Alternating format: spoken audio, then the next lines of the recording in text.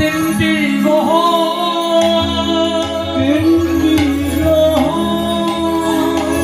সেই দিন আমি লব জন্ম জন্ম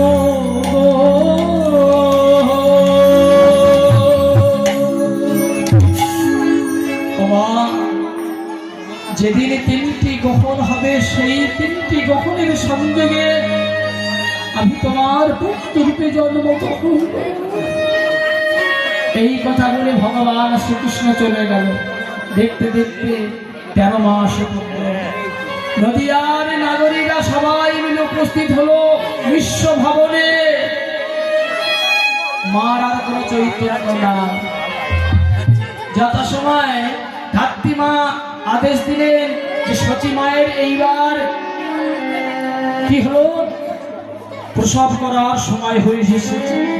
কি করলেন যথাসময়ে মা, আজ কি হলো, এতক্ষণ যে আনন্দের মধ্যে ছিলাম, যে নিরানন্দের মধ্যে ছিলাম, দুঃখের মধ্যে ছিলাম, ভগবান যে সময় আবির্ভাব হবে ঠিক তার আগে কি হয়েছিল জানেন? শান্তিপুরের বুকে অন্ধকার নেমে এসেছে। অদ্বৈত মহাপ্রভু যত ভক্তরা সবাই দ্রুত গতিতে ছুটে চললেন কোথায়? অদ্বৈত মহাপ্রভুর কাছে। প্রভু, কি প্রভু, এতদিন শান্তিপুরের বুকে আনন্দ বিরাজ করত, আলো বিরাজ করত, কিন্তু আজ আমাদের দুর্দিন কেন দেখা দিল, অন্ধকার কেন দেখা দিল? কেউ জানুক আর না জানুক, একমাত্র অদ্বৈত মহাপ্রভু ঠিকই বুঝতে পেরেছে। অদ্বৈত মহাপ্রভু বলছেন, তোমরা চিন্তা করো না, এসো আজ আমরা অবিলম্বে কি করব, খোল করতাল একত্রিত করে নিয়ে, নামের ধ্বনি একত্রিত করে নিয়ে আজ আমরা কি করব জানো? এই শান্তিপুর হতে আমরা শান্তিপুর হতে মায়াপুরে যাব।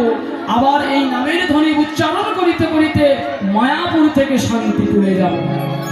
আর বদলে আমরা সবাই উচ্চ ঈশ্বরে নাম বলব। তাহলে চলুন মা, আজ বড়ই আনন্দের দিন।